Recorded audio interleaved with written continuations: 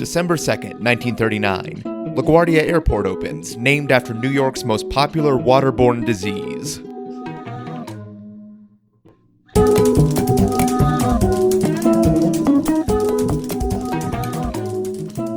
Welcome to The Revisionists. I'm Brian Flynn.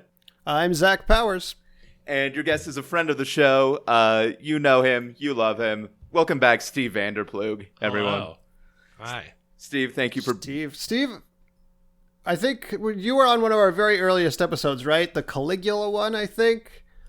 That was a good two and a half years ago. Yeah, that was like the second one. Yeah, I did that one. And I think... You judged the John Lawrence one. Yeah. Yep. So you could go back and listen to those. The Caligula episode, I think, is the episode that the alternate history reoccurred the most of any alternate history we've ever done. So kudos to you on that. That is probably true, actually. Anyway, if you are... Oh, I was about to do this because... Oh, I'm doing the thing. Okay, go ahead. Now I'm all... You and your technical difficulties fucked up the order of things, Brian. Wait. There's a way things are supposed to be. You came in like the fucking 2016 election and made everything go wrong. Yeah, exactly. That's the like sliding doors moment here. But if you're new to the show, listeners, and you haven't left yet, what we do here is each episode we take a topic from history. One person presents the actual version of events, and another person comes up with a totally bananas alternate version, and the winner gets to become the truth. But Brian, what happened last time on the show? I was just getting to that. I know. I was setting you up, Brian. I'm trying to set you up. I'm your co-host. Yeah, it's supposed to make it feel natural. When you just barge in and are like, by the way, that thing you were doing. What was it? What happened? Fuck, what was I doing? God damn it. Last time, our last episode, the Christmas truce with Christy Buckley, the actual history ended up winning out. So the lovely, charming, true story that is ultimately tragic of the World War I Christmas truce is the truth going. So we ended up going with the harrowing, one of the most beautiful stories from history instead of whatever we came up with, which are a bunch of shit jokes mixed in. Yeah, though there were some pretty good jokes in there, I gotta say. But this episode, we are talking about the Red Baron, another stop on our... Not the pizza. No. That's not up to you to decide. Yeah. I guess that's true. It could be about the pizza. I mean, I honestly, when I picked this topic, I was like, this is going in a pizza direction no matter what. So you only said the Red Baron, so maybe you were talking about the pizza and I accidentally researched the guy. No, I came up with this topic when I was just very hungry. Mm-hmm. Never come up with topics on an empty stomach, they always say. It's a bad idea. Zach, you're doing the actual history this time. Yeah, that's right. And Steve, you're doing the alternate? Correct. All right. Well, Zach, if you're ready, why don't you take it away? Okay. So the man who would become the Red Baron was born. False. That's not true. This is not the 2016 presidential debate. Yeah. Fake news. This is not cross-examination. It's more of a Rashomon. Think Rashomon, mostly. I'll let you continue. So, yes, the man who would become the Red Baron, as I was saying, was born 1892, and his name was Manfred Albrecht Freiherr von Richtenfahn. That's a rough one. I like it. He's the most German man. I think actually it's pronounced weirdly enough, the competition for most German man became very problematic later on. But at this point, it was okay to be the most German man. This is before the bad times for the most German man. He was born in 1892. The name Freiherr, which I mentioned as part of his absurdly long name, is actually German for free lord, which is sort of the same thing as a baron. So that's kind of a sneak peek of what's to come with this fella.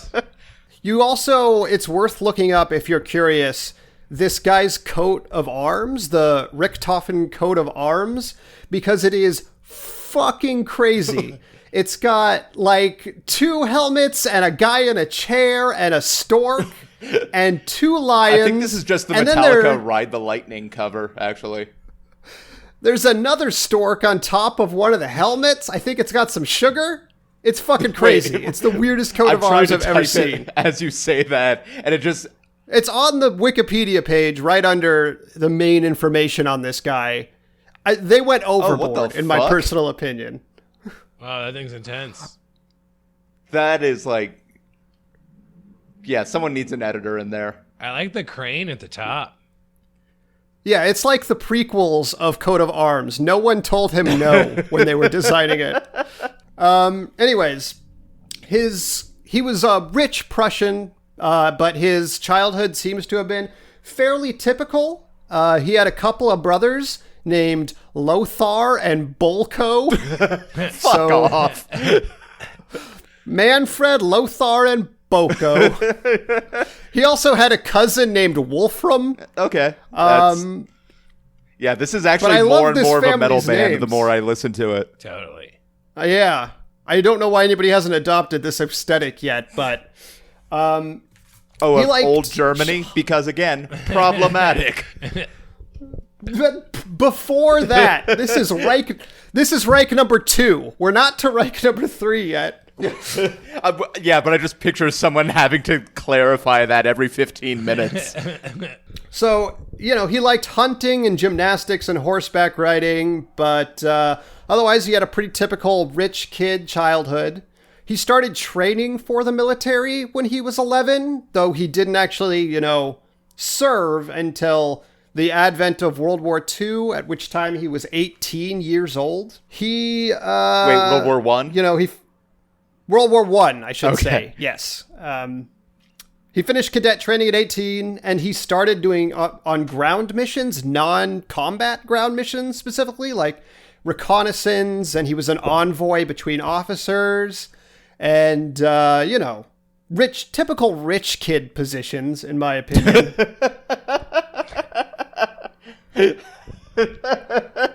But Manfred found these particular missions extremely boring. He purportedly once wrote, "I have not gone to war to collect cheese and eggs, but for another purpose." I mean, to be fair, that sounds way better than what war actually is. Well, apparently not to this guy who wanted to do some fucking killing. He's a baron. He is a baron. Also, when you said wanted to do some fucking killing, I heard it as wanted to do some fucking, which was not what I anticipated. I mean, maybe he wanted to do both. I bet the Red Baron fucked. Yeah. I don't know. I pictured himself as like married to the plains. I don't know. I mean, he's a young, attractive war hero, a symbol of a nation. Mm-hmm. I'm sure he got, he got some of that runoff. Some of that widow. Some of that war widow. I'm not going to finish that sentence. I was like, oh, no matter which way this goes, there's going to be something unfortunate. That was like no-win situation. So, predictably, you may have guessed, he joins the German Air Force. And at this time, it's worth noting, this is like the advent of flying. Mm-hmm. So airplanes are pretty shitty.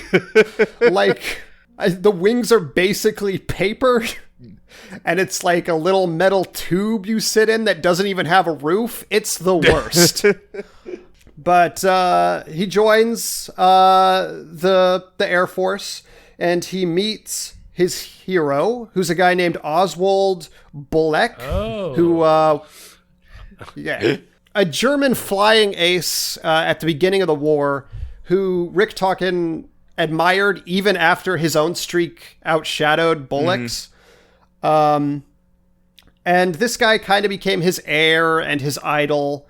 Initially, the Baron flew as an observer on a plane who's like the second in command. Sometimes they man the gun, sometimes not. And he's suspected to have gotten his first kill while he was not flying, but it's unconfirmed. Just in a bar. Well, yeah, he was the observer and he was manning the gun, theoretically. Right. But yes. Or in a bar. Yeah. That too. Or just like... Maybe he was... driving drunk. Flying drunk.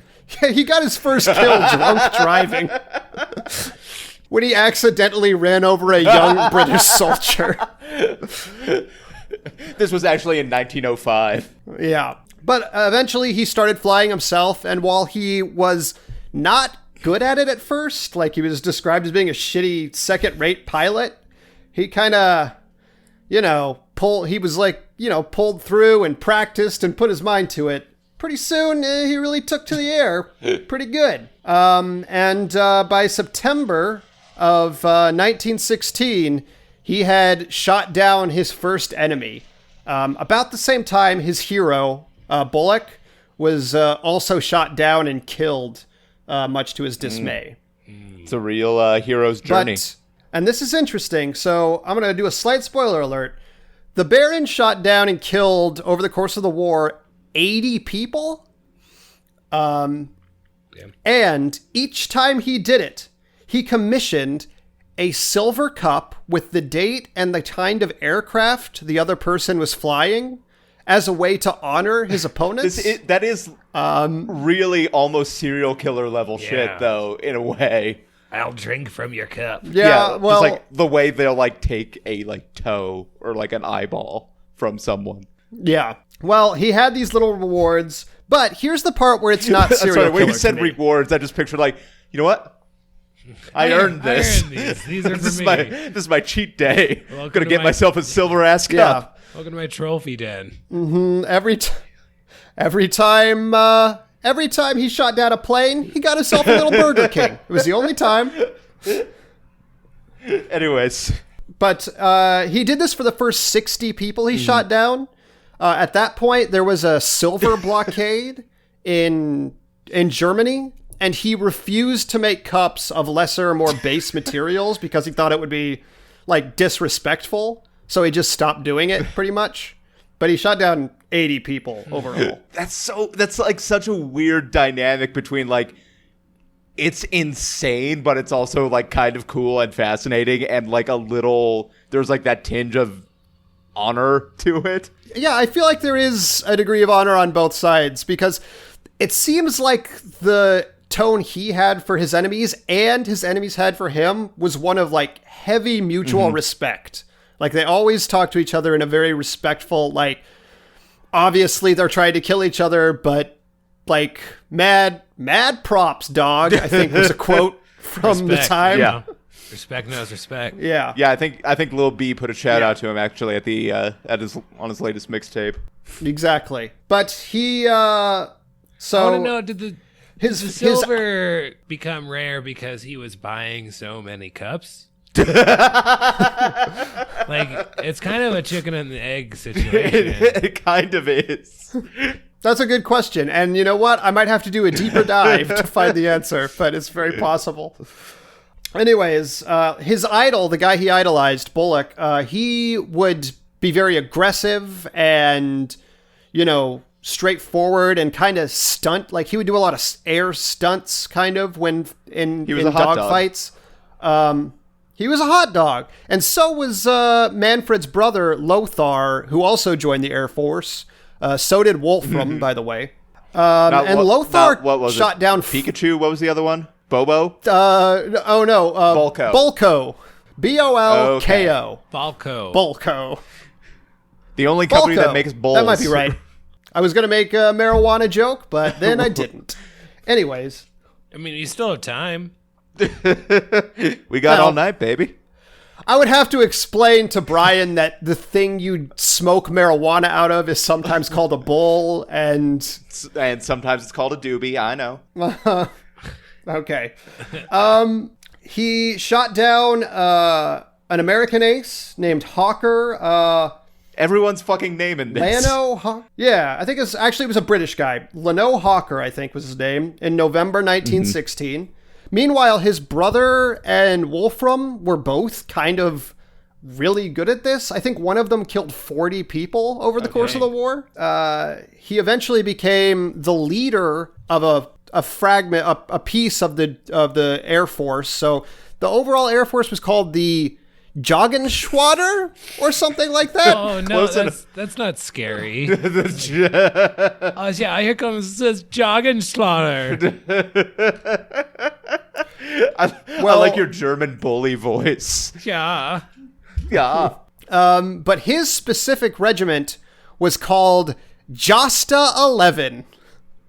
Not unlike the 1990s energy drink of the same name. That stuff got banned from clubs. Wait, what the fuck is this? Josta? The one with a jaguar on it? Jaguar, yeah, okay. It was an aphrodisiac. That's why they sold it at like clubs and stuff. Oh no. Wow. That's why I was so horny during the entire 5th grade. Yeah, just pounded fucking Jaguar drink. Jaguar drink, yeah, okay. So, they were also called, Josta 11 was also known as the Flying Circus. Because their planes were brightly colored. They were almost all red, which was a decision that he made for almost no reason. And they frequently had like tents when they moved, like from area to area. I don't know. I guess it was weird or dangerous to fly. But yeah, his particular method was based less on stunts and more on tactical maneuvers. So he would get the sun behind him and dive bomb his enemies. He was very careful. Like, he had a reputation for being careful. Once, when he was in training, he risked flying through an active storm. And like I said, the wings of planes this time were basically paper. And after that said, all right, I'm never doing that shit again. And decided to be a little more careful. As a leader, he was known to be kind of humorless and unemotional and distant, although some of his people in his command dispute that and say he was like a pretty good guy. I mean, either way, he sounds German. Yeah. So his peak was in Bloody April. Did I mention this already? Bloody April, which was April of 1917, I believe. He killed, in that month, 22 people, 4 of them in a single day. That's a lot of killing. Yeah. I keep saying, I mean, like, it is killing, but it's war. It's not like he's sneaking into houses and striking. shit. Both parties are trying to kill one another in these scenarios. Yes, that is true. So he got shot down a couple of times, but the most significant was in July of 1917. In the ensuing crash, he hurt his head. And it's said that when he was like initially hit, his plane was hit, the head wound caused temporary blindness, but he still managed to land, at least somewhat safely. I mean, he had to convalesce for 2 months in which he didn't fly. It said he worked on an autobiography during that time, but it was later edited heavily and he repudiated it. He said it wasn't what he wrote and it's a bunch of propaganda bullshit. Okay. Like the government edited it. Yeah, exactly. They made it like a German rallying cry for the people because obviously by this point he was like a hero of the German people. Later, so he refused to take a ground job. He wanted to get back up in the air after his injury. And it's said that he might have had permanent damage because he was prone to headaches and like after-flight nausea after this. Okay. But one day, I believe it was September of 1918, he was back in the air by this point, and a Canadian novice pilot named Wilfred Wop May. The Wop is in quote. Oh, yeah. I'm not kidding you. This is like the most podunk, like, small town America, I gotta get back to my sweetheart motherfucker I've ever heard of. The WAP is in quotation marks. Is it an Italian slur? I do not know. Yeah, that's oof. I mean, intentionally. It is an Italian slur. I don't know if it's intentionally an Italian slur. It's weird in Canada, though. That's like a interesting. Old WAP was up in the air with his school friend and commander, Arthur Roy Brown, when Pretty normal. Yeah. When a firefight broke out, the Baron was there, some of his flying circus was there, Wolfram, his cousin, was involved in this flight. But Wop and the Baron got into kind of a dogfight at this point.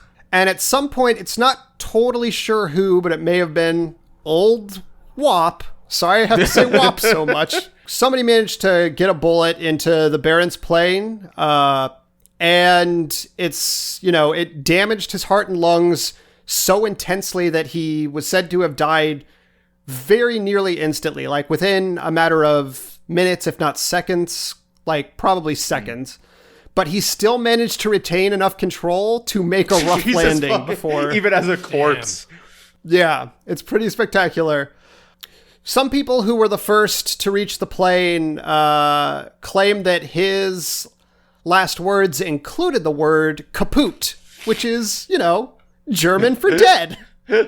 Anyways, there was, some people suspect because he was flying so carelessly and dangerously during that particular battle, people suspect that his previous head injuries may have caused him to become more reckless, but it's not certain. Regardless, he was given a full burial, like all the trimmings, as it were. And soldiers from the opposing armies actually sent wreaths that said, "Our gallant and worthy foe," on them. And there's rumors that opposing air forces did flybys over the funeral as a sign of respect. Yeah. That probably didn't actually happen, but that's cool. No, I think it's some apocryphal, but there's rumors that it happened, so believe in the magical things if you want, people. It's worth noting, he was eventually moved to his final resting place on his family's grounds, but it's worth noting that when he died, he was 26 years old. Damn. So, yeah, pretty young guy. I also want to mention one other thing. Obviously, this guy has been referenced a lot in popular culture. Most notably, he's Snoopy the dog from Peanuts. Always has fantasies about fighting the Red Baron. And there's 2 songs about this that my parents used to put on a lot when I was a kid by this band, the Royal Guardsmen. 2 songs by the same one band? About Snoopy fighting the Red Baron. One called Snoopy versus the Red Baron, and one is called Snoopy's Christmas Song or something. The first one's pretty straightforward. He fights the Red Baron. The second one, actually, the Baron forces him to land, and they have a Christmas toast, and they both... Fuck off. It's supposed to be a riff on the Christmas that makes truce. Sense. Okay. It's pretty cool. But the reason I bring this up, I think they actually wrote other songs about this too, but the reason I bring it up is because they made one last song in 2006, and this is true, you can find this online, called Snoopy versus Osama. Oh, man. Oh, Jesus, really? Which, I shit you not, you could find online, and it ends with Snoopy shooting and killing Osama bin Laden, who was on the run at the time. They couldn't do like the Christmas truce version of that one. Snoopy is the most patriotic. No, they did not do a follow-up. Just the most patriotic cartoon ever. Snoopy. I don't know. I saw some like Calvin stickers where he was pissing on Osama bin Laden. Yeah, but people would want him dead if he wasn't already. Yeah, that's true.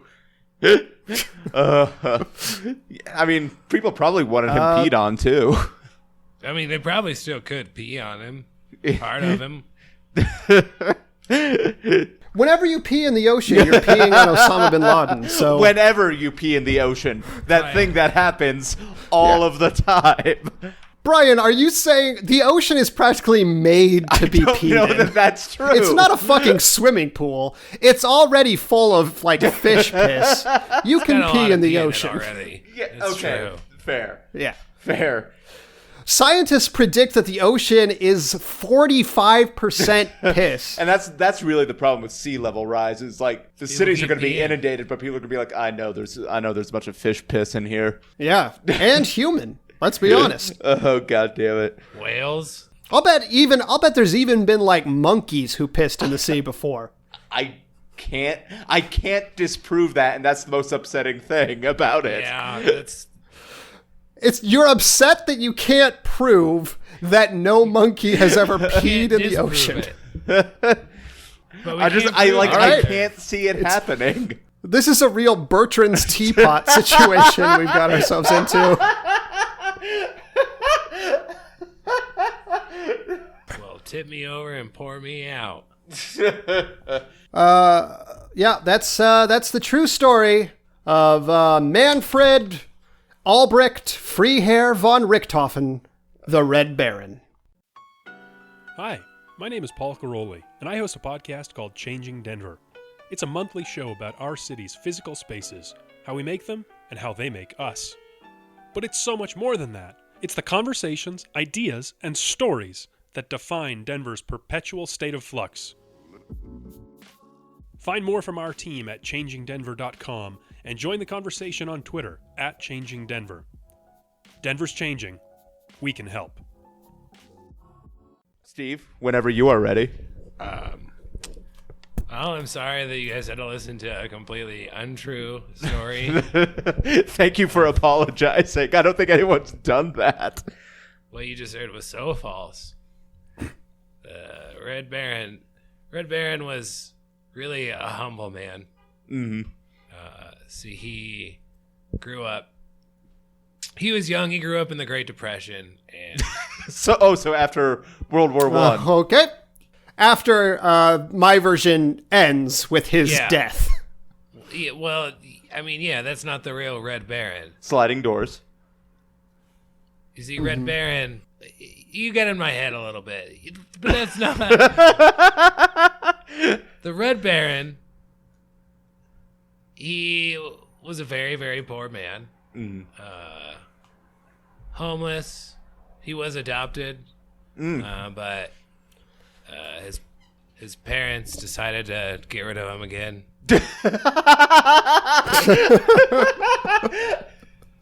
He had a rough life, and he was hanging out at the orphanage one day. Someone came in to look at the kids. They didn't call. They came in and they talked to the orphanage, and they said, "Hey, like, can we see your kids?" And they said, "Yeah." The standard greeting at an orphanage. It was different times, okay? Times were different. It was a less weighted question. Now, Steve, you say it was different times, but how many times have you gone to an orphanage? Because I'm pretty sure that's still standard protocol. I don't want to adopt any orphans. I can't afford that. I'm a comedian. No, but you could still go in and like window shop. I could. Anyways. Yeah. As a comedian, generally the standard thing to do is invite a fellow comedian to live with you, and they will function basically as an orphan that lives in your home. That is very close to home. So anyways, they noticed a child with red hair. But when they saw him, he was stealing a potato from another child's pocket. You know, where you keep potatoes.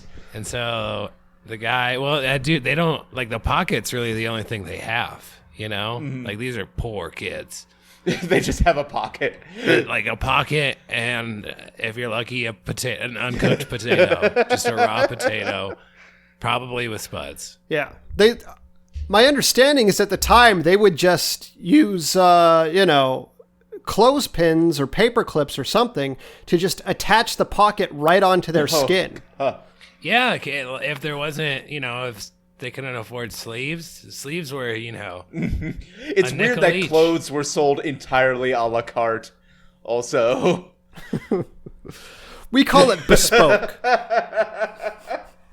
It's designer, it's custom. But so the two that were looking to adopt a child called him the Red Baron, called him Red Baron, so that just kind of stuck. So he grew up legally with the name Red Baron. He didn't have a middle name, but he was an entrepreneur of sorts. You know, he actually ran away from the orphanage. And what are you laughing at? This is true. He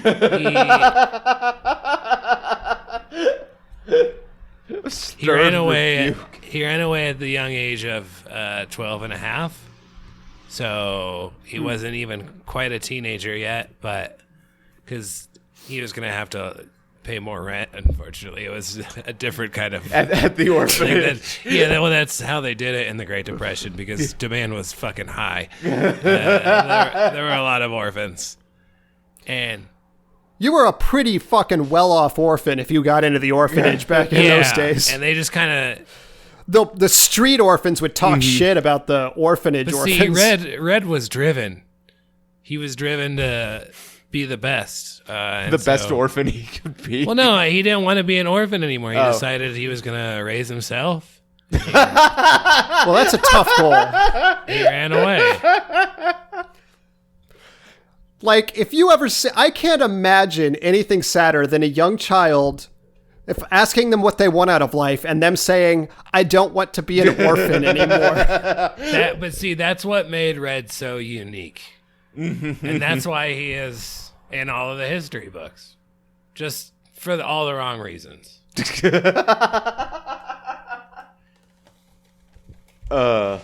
So, he didn't get adopted. He ran away. During his mid-teen years, he was homeless. He was living on the streets of Brooklyn, and he would eat garbage to stay alive. He didn't have any money, and he often would find that, ironically, two of the only foods that would last while freezing overnight in the street would be potatoes and pizza. Right. He was in. Some people would say he was the original pizza. Well, but the thing is like that, like, you know, everybody loves pizza. We all get it, but it was the idea that he had that really changed the game for all of the country. And what his idea was to put his frozen pizza inside of a box. And so he looked at this man looked at the materials available to him and said, what can I do with these? Exactly, absolutely. But, like, you know, it was a thin cardboard. He only had like a 2x2 piece of like that good thick cardboard to lay on the ground because he just didn't have that. But he got some thin like poster board and he just kind of folded it around the frozen pizza that he had taken from the dumpster, and he decided, hey, what a great idea. Maybe there's a market for this. Pizza that is not on the ground. But yeah, well, just, you know, you buy it in a box. And so he literally, this is like, you know, before health codes, but he literally would steal pizza and then cut it up into silly shapes like stars, moon shapes. So, you know, like... Right, so I'm guessing a few sample shapes would be maybe hearts, stars, clovers, and his red balloons, perhaps? Yeah, yes, you could say that it was... No one remembers the Lucky Charms commercials. I do, yeah. I was going to say, but it was, you know... The Lucky Charms kind of got the idea for their box from Mr. Barron himself. Not the idea for the cereal, the idea for this box. was like probably the first like food box. Yeah, frozen food box. And cereal decided like, hey, we like the cut of this box. Yeah. Because he started writing and drawing on the boxes, and people would be like, wow, what a beautiful box. He would draw pictures of the pizza inside the box. Can I ask, Steve, when he drew pictures of the pizza that was inside the box, at first, was it like when they showed that old movie where the train comes at people, where they would just try to eat the box, not understanding? I mean, some people probably did, I'm sure. He had a couple lawsuits against him. Mm-hmm.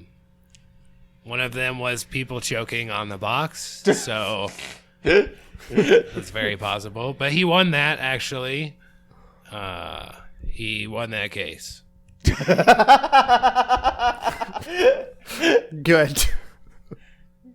I'm glad we have tort reform, so that kind of stuff can't happen nowadays. Well, they were, he did lose a case. One person was they forgot to take their frozen pizza. It was another homeless person, and they were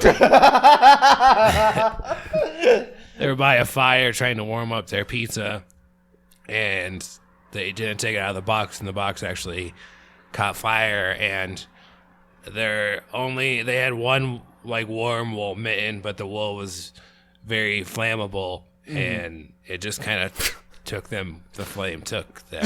Oh wow, such poetry. And, yeah, but they had a friend who really cared about them. And cared about them so much they didn't want him to burn to death. He might have burned to death still, but there was a lawsuit that Red lost. So like the friend filed the lawsuit on their behalf. Yeah. Okay. Yeah. It's weird that this friend could file a lawsuit for them, but couldn't like give them a home. Well, no, that's what they were saving. They were already gonna sue, any corporation. The mitten company for their flammable mittens. They were lucky to get a mitten back in the day, back in those times. This was a much harsher time. It was, and it's really like miraculous how Red rose from the bottom to a middle ground in the pizza realm. Not to the top. It's not a rags to riches story, but it's a rags to like everyone knows that his pizza sucks, but they still they'll buy it. Yeah. So you're saying in the pizza game, he started at the bread. He never made it to the cheese, but he got to the sauce. He started at the box. Oh, okay.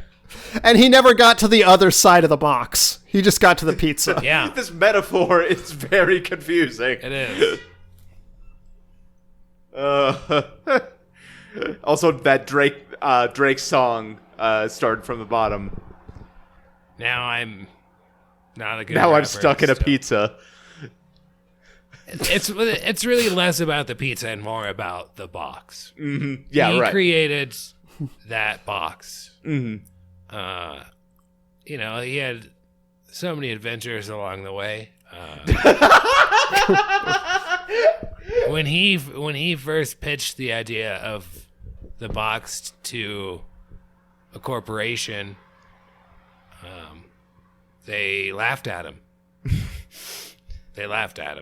But who's laughing now? It was noted later that Mr. Rockefeller himself was indeed upset that he did not buy that.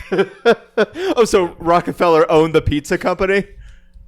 I don't know. He just tried to sell it to him. Somehow I think he was cleaning Mr. Rockefeller's shoes at one point when they met. Okay.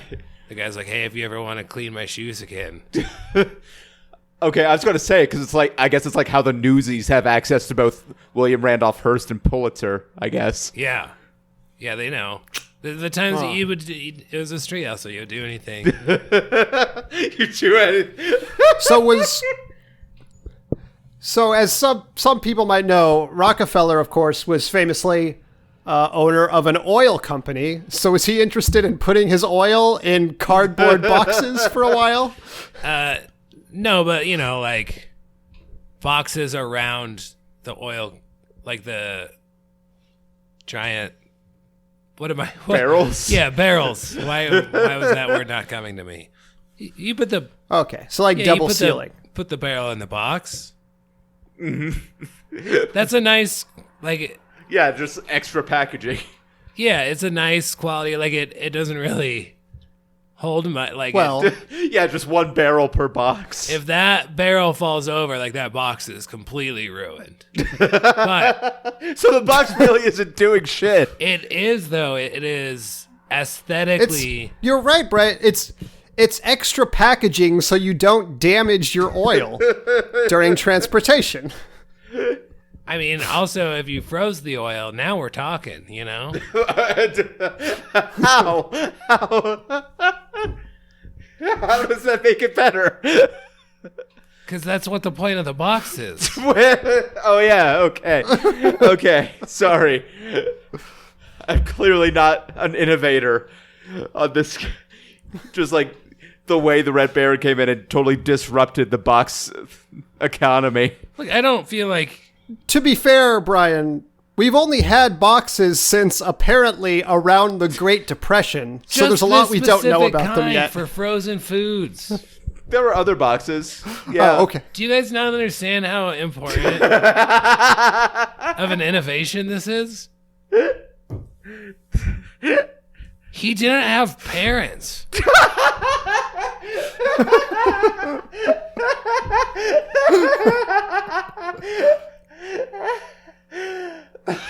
God damn it. Just the way you sounded sort of wounded when you said that.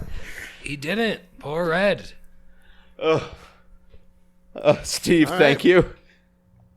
I know you guys are still not understanding the impact that this had. It was his idea to, if you cut out the label, the barcode, and send it back, you would get like 3 cents credit. Which was a lot back then. A lot. It was actually What about- only a did half he do- cent back then. Okay. Yeah, it was a hay penny. Did he do box tops for education? Was that him? It was similar, but it was more to like, you know, get rid of tuberculosis and shit. Okay. I thought it might be box tops for portions of clothing. No, he didn't. He was actually kind of a weirdo who had some sexual allegations, like against himself. Oh, Jesus Christ. Yeah. Collar tug. I mean, you know, but the box really. This honestly reminds me of the Hudsucker proxy. Yep, A little I can bit. see that. Before we delve any more deeply into that, let's... Steve, thank you. Yes, thank you. Before we move on, listeners, just want to remind you of our Patreon page where you can help support the show and help us get new equipment because I have a bad feeling about my computer. And we have some great rewards there, and you can buy your right to vote. You can also check out the website, revisionistpodcast.com, where you can leave us a question, ask us a comment. I did those backwards. And one thing that is super helpful for the podcast is rating and reviewing on iTunes. That is like mad helpful. You can find us on any of the social media platforms, Facebook, Twitter, Instagram, at Revision. Just log in. It doesn't matter what you write. Give us 5 stars and just type in he didn't have parents. And as long as it's 5 stars, that's fine. Exactly. We're also a member of the Denver Podcast Network. Real quick, I do want to extend my apologies to Daniel Aarons, Chela Negro, and Leighton Peterson of Discover Weekly for me fucking up their names so royally on the last episode. But you should check out all the shows on the Denver... And a preemptive apology for fucking up their names on this episode as well. One of the shows on the Denver Podcast Network is the Denver Pizza Podcast, which is a show hosted by Paul Caroli, also of Changing Denver, which is another podcast on the network, where they rate and review every single pie in Denver. I've been on the show. We had an unfortunate choice of pizzeria. But it's a really fun show. Please check out the Denver Pizza Podcast. And a very appropriate plug for this episode. Yeah. Didn't even think of that. Steve, coming up on the Friday after this is released, December 8th, you're hosting the 3-year anniversary show at Chain Reaction Brewing. Yeah. It's I'm really excited for it. It's kind of like a best of 2017. Oh yeah. It's, there's only one headliner, but 4 of the comics on it are all headliners. So pretty solid lineup. And Chain Reaction is a fucking amazing show. They got good beer. Yeah. So if you are in Denver, check that out. It's one of my favorites. As for me, Nighttime Tonight exists. It's a show the third Thursday of every month, live late night show. The next one is coming up December 21st. And we typically collect for a different charity each month. That month, though, I'm going to be asking people if they have extra coats or toys to bring in to donate. We're going to be sending those along to... going to edit this out till I remember, to The Gathering Place, which is a local shelter for women and children. So if you are in Denver, come down to the Deer Pile, December 21st at 9, and come to... December 21st? That's December 21st is the solstice, so go down to the Deer Pile, and maybe there'll be, an old-fashioned solstice orgy going on during Nighttime Tonight. If I run out of ideas for writing, that might be what we have to do. So, do or don't come down to the Deer Pile for that. You're really selling it. Come down. It's going to be an awesome show. Another thing to check out is Cherry Magazine, which the winter issue should be coming out soon. It's a great publication. You can find hard copies around Denver, or you can get digital copies by donating even, I believe, $1 on their Patreon. So check out Cherry Magazine and Rotten Girl Press, which publishes that. But now is the time for judgment. And I was torn for the longest time up until Steve convinced, I think, all of us with he didn't have parents. He didn't have parents. Because I feel like voting against him is a vote against an orphan when I don't know that I can do that. But both of you did a really great job this time. Holy shit. And listeners, the vote is now open. So you can cast your vote on the Patreon page. But I think that'll do it for this episode. For everyone here at The Revisionists, I'm Brian Flynn. I'm Zach Powers. Have a good time. Bye. Bye. Bye.